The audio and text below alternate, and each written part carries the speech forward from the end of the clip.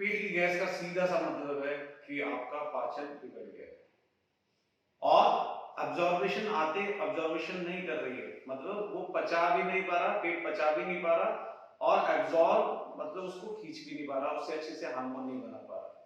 सीधा सा मतलब है कि आपको पेट की समस्या हो रही है। अगर ये धीरे धीरे करके बढ़ता जाएगा ये पेट की गैस, तो फिर ये आईबीएस जैसी बीमारी में चेंज हो जाता है, पेप्टिक अल्सर आ जाता है या स्टोमक में इंफेक्शन आ जाता है, पेट में दर्द महसूस होने लग जाता है। जैसे जैसे ये आगे बढ़ेगा तो आपको और दिक्कतें महसूस होगी। ज्यादा पेट में गैस रहेगी तो आपको अफारा आना शुरू हो जाएगा। आपको ऐसा लगेगा जैसे कि आपका ये ईसोफेगस वाला हिस्सा मतलब खाने का जो पाइप है वहां पर आपको भारीपन महसूस होगा या छाती में जलन महसूस होने लग जाएगी या ज्यादा पेट की गैस बढ़ी तो आपकी छाती में दर्द आना शुरू हो जाएगा। ये सारी चीजें इसमें लक्षण आ जाते हैं और यदि ये धीरे धीरे बढ़ते जाते हैं तो एक भयानक रूप ले लेते हैं। तो आज हम बात कर रहे हैं पेट की गैस की और इस समस्या पे हम क्या क्या घरेलू छोटा सा न्यूरोथेरेपी ट्रीटमेंट क्या कर सकते हैं वो भी मैं आपको आगे की वीडियो में बताता हूँ। अब मैं आपको बताऊंगा कि ये पेट की गैस बनती क्यों। ज्यादातर लोग क्या करते हैं, जंक फूड खाएंगे, समोसा टिक्की बर्गर ये सारी चीजें जितनी भी खाएंगे ना तो ये पेट की गैस ही बनाएगी। दूसरा एक बहुत मुख्य कारण है खाए और सोए, मतलब आप रात को 10 बजे आए और खाना खाया और तुरंत जाकर के सो गए। इसका मतलब धीरे धीरे धीरे करके आज आपको पेट की गैस नहीं है, लेकिन जैसे धीरे धीरे यही एपिसोड को आप यही इस प्रैक्टिस को आप बराबर बराबर करते चले जाएंगे तो आपको ये दिक्कत आनी शुरू हो जाएगी। दूसरा, खाना इतनी ज्यादा मात्रा में खा लेना कि पूरा पेट ही भर डाला, मतलब उसके अंदर कुछ जगह ही नहीं छोड़ी। और फिर एक्सरसाइज वगैरह कुछ है ही नहीं। आज की लाइफ के अंदर क्या है, ज्यादातर लोग जो है ऐसे काम हो गए जो सिटिंग जॉब है, सिटिंग जॉब में एक्सरसाइज का बहुत कम रोल रह जाता है, शारीरिक श्रम बहुत कम हो जाता है, तो आपको हैवी चीजें नहीं खानी है। ठीक है, तो आपको एक्सरसाइज पे भी ध्यान देना है, तो साथ में ये एक बहुत मुख्य कारण होता है पेट की गैस का, एसएमएस सोना और दिन में ही सो जाना।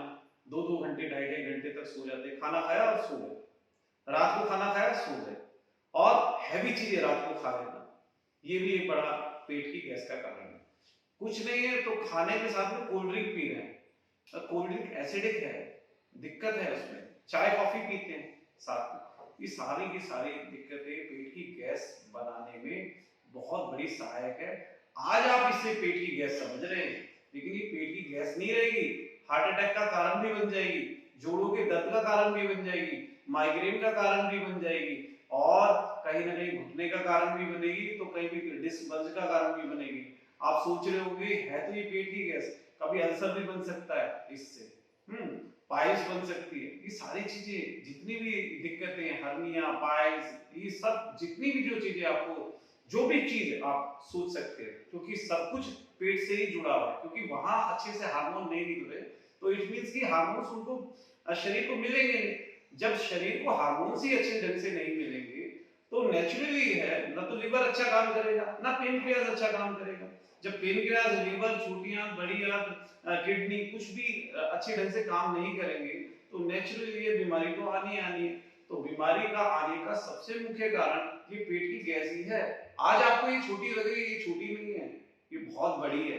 अगर आप सावधानी बरत करके आज आपने इस पे काम कर लिया तो आप आने वाली हजारों बीमारियों का दरवाजा बंद कर देते हैं, उसको आप आने नहीं देंगे।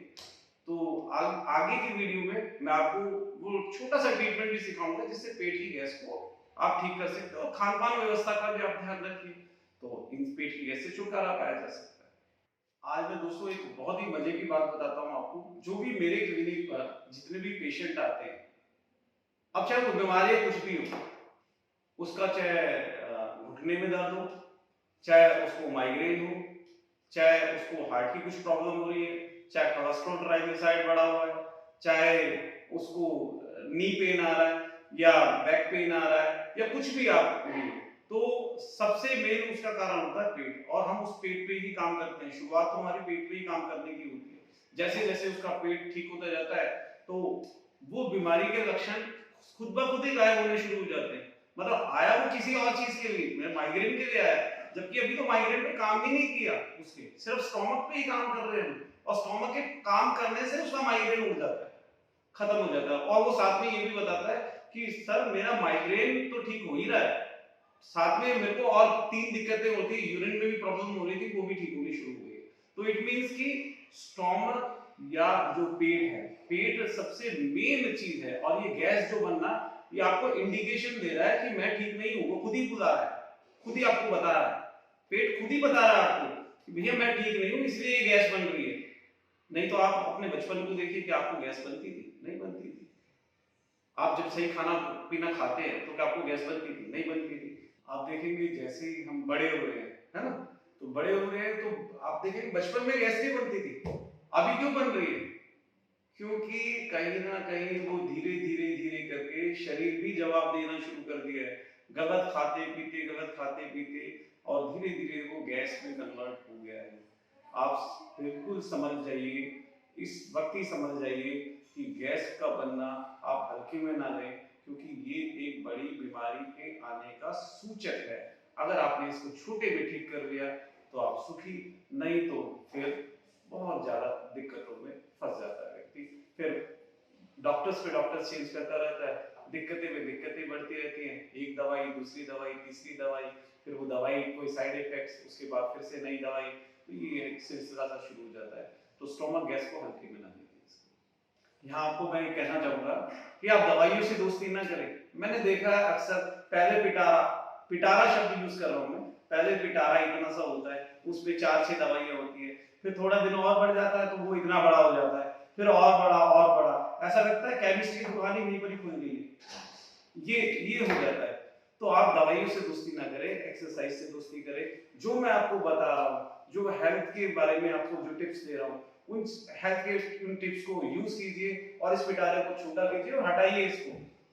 ईश्वर ने स्वस्थ रहने के लिए जन्म दिया है, बीमार रहने के लिए जन्म नहीं दिया, इसलिए बच्चा स्वस्थ ही होता है, और हमको स्वस्थ रहने का वरदान प्राप्त है, इसलिए यहाँ का नाम भी वरदान न्यूरोथेरेपी सेंटर है। अब पेट में गैस ना बने, इसके लिए क्या क्या सावधानी रखनी चाहिए, मैं आपको वो बताता हूँ। खाने को चबा करके खाएं। खाने को चबाने से बहुत ज्यादा इंपॉर्टेंट रोल रहता है पेट की गैस का। आपने अच्छे से चबाया, 32 बार उसको चबाया, तो जो सलाइवा है वो आपके खाने में मिक्स हो जाएगा, और उस खाने में नेचुरली है जो सलाइवा के अंदर टाइलिन है, और उसमें भी राइजोसोम है जो कीटाणुनाशक होता है, वो मिक्स हो जाएगा, जिससे आपके कीटाणु पहले ही मर जाएंगे अच्छे से चबा चबा के खाने से। ठीक है, और वो जब चबा हुआ खाना आपके स्टोमक में उतरेगा तो उसको कम मेहनत करनी पड़ेगी। तो अगर आप फटाफट टीवी देखते हुए खाना खा रहे हैं, ध्यान कहीं और है, क्योंकि ब्रेन का सीधा संबंध संदेश मदद हर चीज से हमारा, क्योंकि ब्रेन हर चीज को एक तरीके से कंट्रोल कर रहा है।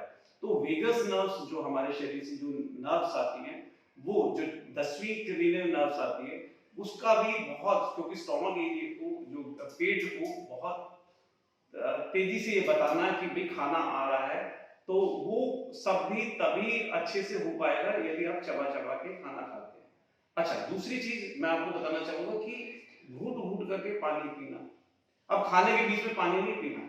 अब क्या होता है, खाने के बीच में पानी पी लेते हैं, मैं एक आध घूट की बात नहीं कर रहा, मैं कह रहा हूँ खाने के बीच में तुरंत ही 1 गिलास पानी, आधा गिलास पानी तुरंत ले लेते हैं। अरे ये नहीं करना है, क्यों नहीं करना है, वो भी मैं आपको उसका कारण समझा रहा हूँ आपको। जैसे ही खाने के बीच में आप पानी पीते हैं तो हमारे स्टोमक के अंदर HCl बनता है, हाइड्रोक्लोरिक एसिड, जिसका काम है उस जो खाना आपने भेजा है ना ऊपर से खा करके, उसको वो अच्छे से मथ पाए, उसके कीटाणुओं को नष्ट कर पाए, उसको अच्छे से मथने के बाद, और उसको टाइम चाहिए, 2 से ढाई घंटे का। 2 से ढाई घंटे में जब वो मथ करके नीचे छोटी आंत के अंदर जो ड्यूडेनम पार्ट है उसके अंदर भेजेगा, तभी भेज पाएगा जब वो अच्छे से मथ जाएगा। ठीक है, और वहीं से हार्मोन्स निकलते हैं। ये सारी चीजें मैं आपको थोड़ी सी डिटेल्स में बता दूं। तो इसलिए खाने के बीच में आपको पानी नहीं पीना है, ताकि HCl अच्छे से बच सके। अब घूट घूट करके पानी पीना, खाने के बाद कम से कम 45 मिनट्स तक पानी नहीं पीना, और खाने से पहले आधे घंटे पानी नहीं पीना। अब दूसरा एक और नियम है, घूट घूट करके पानी पीना। तो घूट घूट करके पानी पीने का भी यही है कि आपके सलाइवा अच्छे से मिक्स होके जाएगा, जो भी चीज अंदर पेट में जाएगी तो वहां पर जब सलाइवा मिक्स होगा तो अच्छे से प्रोटीन, कार्बोहाइड्रेट्स और लिपिड्स का सबका अच्छे से पाचन होगा, अच्छे से वो टूटेंगे सारी चीजें, अच्छे से हार्मोन्स बनेंगे। अच्छा, डब्बा बंद चीजें जैसे बाहर की चीजें खाना शुरू कर देते हैं, मैदा वाली चीजें, गोलगप्पे, भल्ले पापड़ी, ये सब जो बहुत ज्यादा ऑयली है, ये सारी चीजें, ये चीजें बाहर की चीजें नहीं खाइए। बाहर की चीजें खाएंगे और मैदा वाली चीज खाएंगे तो मैदा इतना महीन होता है कि वो आंतों पे चिपक जाता है, और जब वो चिपक गया आंतों पर तो वो कॉन्स्टिपेशन का कारण बन जाता है। अब कॉन्स्टिपेशन जैसी होगी तो आपको गैस आ जाएगी, तुरंत ही गैस आएगी, या लूज मोशन लग जाएंगे और इन्फेक्शन का कारण भी बन जाता है। तो इसलिए मैदा वाली चीजें नहीं खाएं, बाहर की चीजें न खाएं, डिब्बा बंद चीजें नहीं खाएं। अब खाएं क्या? अब आप पूछेंगे खाएं क्या, तो नेचुरली खाना क्या है? आपको खाना है जो नेचुरल, जो हमारे बड़े बूढ़े खाते थे ना, वो आपको खाना है। अब बड़े बूढ़े क्या खाते थे? उस समय ये सारी चीजें नहीं होती थी, तो क्या होती थी? हरी सब्जियां होती थी, घर की सब उगी हुई सब्जियां होती थी, पेस्टिसाइड्स वाली चीजें नहीं होती थी, वो चीज बाहर की डिब्बा बंद चीजें नहीं होती थी, घर में मोटा अनाज होता था। ये सारी चीजें अगर हम वापस अपने लाइफ को अगर अच्छा करना चाहते हैं तो हमें वापस उसी चीज पर जाना पड़ेगा, क्योंकि स्टोमक तो वही है जो हमारे बड़े बूढ़ों का था और आज हमारा स्टोमक वही है, लेकिन अगर उसमें हमने गलत चीजें डाल दी है तो इसलिए दिक्कत आ रही है। इसलिए जो लाइफ भी है वो भी छोटी हो जाती है।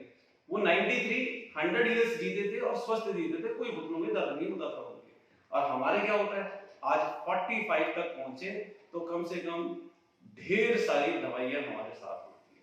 तो ये सारा कारण है। यदि आप अपने खाने को सुधार लीजिए तो आपको बहुत बहुत बहुत ज्यादा आपको फर्क आने वाला है। थोड़ी सी आप एक्सरसाइज को जरूर बढ़ावा दीजिए, चाहे वो योगा हो या और कोई एक्सरसाइज हो, आप उसको बढ़ावा दीजिए। पानी सही मात्रा में पीजिए तो आपको गैस नहीं आने चाहिए। ये सारी चीजें आपको प्रिकॉशन रखना चाहिए। एक सावधानी और है कि खाने का जो टाइमिंग है वो ऐसा होता है कि व्यक्ति ने अभी ब्रेकफास्ट किया और तुरंत ही जाकर के 5 मिनट बाद फिर चाय पी लेता है, या फिर कुछ और नमकीन खा लिया या कुछ बिस्किट खा लिए, किसी ने कुछ सर्व किया वो तुरंत खा जाता है। तो ये नहीं करना चाहिए। क्यों नहीं करना चाहिए? तो वो बिल्कुल सही कहावत है कि सुबह का नाश्ता राजकुमार जैसा और दोपहर का जो लंच है वो हमारा एक राजा की तरह, और लास्ट में जो बच जाता है ना, जो इवनिंग का जो मील है जिसे डिनर कहते हैं, उससे उस जो भिखारी जैसा होना चाहिए। कारण क्या है? बहुत हल्का उस समय खाओगे ना तो अब आपको श्रम तो करना नहीं, कोई कार्य करना नहीं, सोना है या थोड़ा बहुत वॉक करके सो जाना है, तो वहां पर आपको ज्यादा खाने की आवश्यकता नहीं है। जो इसी प्रकार से खाने को खाना चाहिए, ज्यादा बीच में खाने नहीं खाना चाहिए, बहुत ज्यादा। हाँ, फल फ्रूट्स खा सकते हो आप, पर्टिकुलर कोई फल फ्रूट खाना चाहते हो तो खा सकते हो, लेकिन ज्यादा खाना मात्रा में इस तरीके से नहीं खाना चाहिए। बीच बीच में ब्रेक के अंदर खाना खा रहे हैं, उससे स्टोमक, मैंने आपको पहले ही बताया कि 2 से ढाई घंटे के अंदर उसको खाने को मथने में चाहिए। तो अभी 2.5 घंटा हुआ नहीं है, 3 घंटा हुआ नहीं है, अभी नीचे गया नहीं है, आपने फिर से एक नई चीज भेज दी। स्टोमक को समझ में नहीं आता कि पहले वाले को बचाऊं कि अब जो नया आया फिर उसके लिए नई चीजें भेजी। नेचुरली है कि वहां पर जो डाइजेस्टिव जूसेस है, चाहे वो हमारे डाइजेस्टिव जूसेस है, वो वहां पर छूट चुके हैं। अब वो जूसेस उसको मत रहे, उसके साथ में मिले हुए।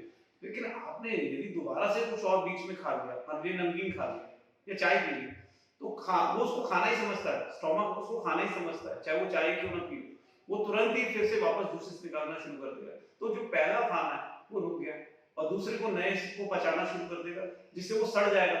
पहला खाना सड़ेगा, तो सड़ना ही गैस है। अब इस सीधे सा मतलब समझ लो कि खाने का सड़ना पेट के अंदर और अंदर जो आंतों के अंदर सड़ना गैस है। तो वो गैस जैसे ही बननी शुरू हो जाएगी तो इट मींस आप समझ जाइए कि खाना सड़ रहा है, और जब सड़ी हुई चीज होगी तो नेचुरली वो हार्मोन क्या अच्छे से निकालेगी। तो जितनी भी जो बीमारी है, इसलिए मैंने शुरू में ही आपको बोला था कि जब वीडियो शुरू हो रही थी कि जितनी भी बीमारियां हैं वो इससे ही आ रही है, चाहे वो हार्ट की थी या आप समझ सकते हैं, अब आपको समझ में आ गया होगा कि ये क्यों बीमारियां जो मैंने पहले बोली थी कि इतनी सारी बीमारियां सिर्फ यहाँ से आपके पेट की गैस से शुरू हो गई है। तो आइए अब मैं अब आगे वो ट्रीटमेंट भी सिखाता हूँ जिसके माध्यम से पेट की गैस को कम किया जा सकता है, ठीक है, और उसमें राहत पहुंचाई जा सकती है। पेट में गैस बनती है तो उसके लिए एक बहुत अच्छा सा यूनिक सा ट्रीटमेंट मैं आपको बता रहा हूँ, जहां पर हमारी जो रिब्स है यहाँ जाकर के मिलती है स्टमक वाले हिस्से पर, ठीक है, और ये नाभि है मानिए, ठीक है, मैं शर्ट के ऊपर से ही करके बता रहा हूँ आपको। मान लीजिए ये मेरी रिब्स है, रिब्स जाकर के यहाँ मिली तो यहाँ पर आप देखेंगे ये एरिया यहाँ पर गड्ढा सा आ जाएगा और यहाँ पर नाभि, ठीक है। आपको क्या करना है, इसको नीचे की ओर लेके जाना है, कितनी बार, कम से कम 20 से 30 बार, इस प्रकार से अंगूठे से लेना और नीचे की ओर रगड़ना है, अंगूठे से लेना और नीचे की ओर रगड़ना है, ठीक है। ये 20 से 30 बार कीजिए, एकदम से आपके स्टोमक में राहत सी महसूस होगी एकदम से। अब मैं आपको दूसरा तरीका और इसके साथ में जो करना है वो तरीका भी मैं आपको दिखाऊंगा, आप लीजिए।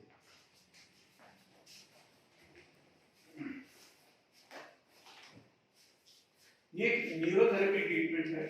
न्यूरोथेरेपी ट्रीटमेंट में ये जो दोनों अंगूठे हैं इसे गैस का अंगूठा माना जाता है, ठीक है। एक स्टोमक का अंगूठा है तो दूसरा स्मॉल इंटेस्टाइन का अंगूठा है, ठीक। तो हमने क्या करना है, पाउडर लेना है, जो घर में टेल्कम पाउडर होता है वही इस्तेमाल करना है और इस अंगूठे के चारों ओर लगा देना है। अभी इस प्रकार से क्या करना है, यहाँ इस तरीके से फिंगर लेनी है और इस वाले अंगूठे से होल्ड कर लेना है और इस वाले एरिया को अच्छे से ऐसे ऐसे करके मैं रब कर रहा हूँ। कौन सा, इसकी जड़ों को रब कर रहा हूँ 20 टाइम्स, 1 2 3 4 5 6, इससे मैंने जोर लगा रखा है, इससे रब कर रहा हूँ 6 7 8 9 10 11 12 13 14 15 16 17 18 19 20। पेशेंट को इससे अगर आप करेंगे ना तो उसे दर्द महसूस होगा इस अंगूठों के अंदर, इसका मतलब उसका स्टोमक हिस्सा बिगड़ा हुआ है। जैसे जैसे वो ठीक होता जाएगा ना ये दर्द भी गायब होता जाएगा। फिर क्या करना है, आपको पीछे ऐसे अंगूठे ले जाने और यहाँ पर ये देखिए इस वाले हिस्से को आप दिखाइए, यहाँ पर इस वाले हिस्से को फिर से यहाँ से मैंने पकड़ा है और इससे पकड़ के इसको रब कर रहा हूँ 1 2 3 4 5 6 7 8 9 10 11 12 13 14 15 16 17 18 19 20। अब दोनों हाथों को मैंने क्रॉस कर दिया इस प्रकार से, अंगूठा मेरा यहाँ पर आ गया और यहाँ पर भी अंगूठा दूसरी ओर आ गया है।